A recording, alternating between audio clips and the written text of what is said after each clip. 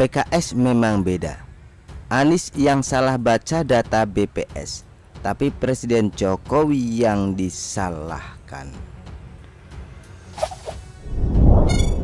Jalan yang tak berbayar, yang digunakan oleh semua secara gratis, yang menghubungkan mobilitas penduduk dari sudut-sudut desa ke perkotaan, yang membawa produk-produk pertanian, produk perkebunan, produk perikanan dari sentra-sentra tempat mereka dihasilkan ke wilayah-wilayah pasar, baik jalan nasional, jalan provinsi ataupun jalan kabupaten, terbangun 19.000 km di pemerintahan ini. Kalau coba saya bandingkan dengan pemerintahan 10 tahun yang lalu, di zaman Presiden Pak SBY, jalan tak berbayar yang dibangun adalah sepanjang 144.000 atau 7,5 kali lipat. Partai Keadilan Sejahtera PKS melalui jubirnya Muhammad Iqbal langsung gak terima setelah Dirjen Bina Marga Kementerian PUPR Hendy Rahadian menyebut Anies Baswedan salah menginterpretasi data dari Badan Pusat Statistik BPS saat ex-gubernur DKI Jakarta itu membandingkan pembangunan jalan pada era Presiden Jokowi dan Presiden SBY. Anehnya, dia nggak menyebut soal adanya peningkatan status jalan, misalkan jalan provinsi menjadi nasional, seperti disebutkan oleh Dirjen Bina Marga PUPR yang bisa kita baca di berbagai pemberitaan online. Tapi kader PKS itu malah mempersoalkan pembangunan jalan selama era Jokowi, lebih fokus pada jalan tol yang dikenai pajak.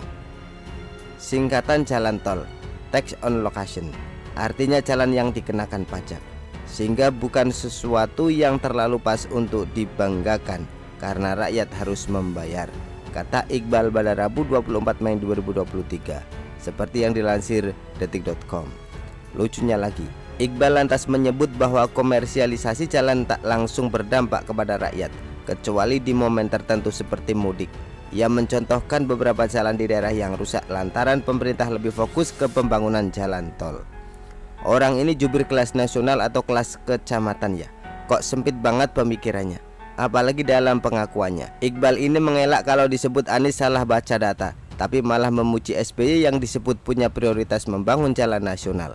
Tak lupa Iqbal juga menyebut rusaknya jalan di Lampung dan Jambi sebagai bukti kalau Jokowi tidak memprioritaskan pembangunan jalan di daerah-daerah.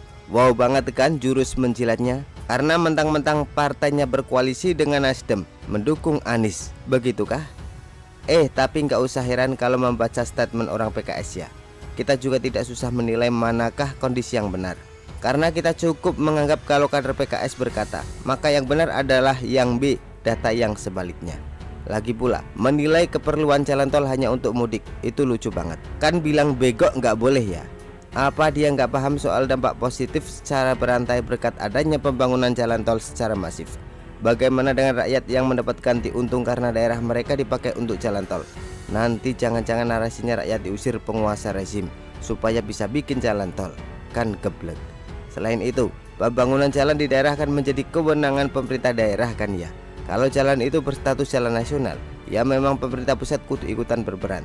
Tapi bukan berarti pemerintah daerahnya berkacak pinggang begitu saja.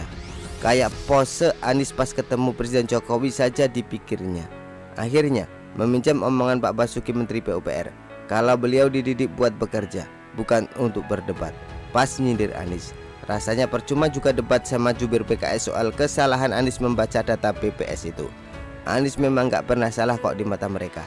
Bahkan sekalipun kepintarannya dipakai untuk memaparkan separuh kebenaran, biar pendengarnya terpesona sampai lupa berpikir kalau ada setengah kebohongan yang tampaknya sengaja tidak disampaikan. Pokoknya yang salah Jokowi dah. Begitulah kura-kura. Artikel label dari show.com ditulis oleh Widodo SP. Bagaimana menurut Anda?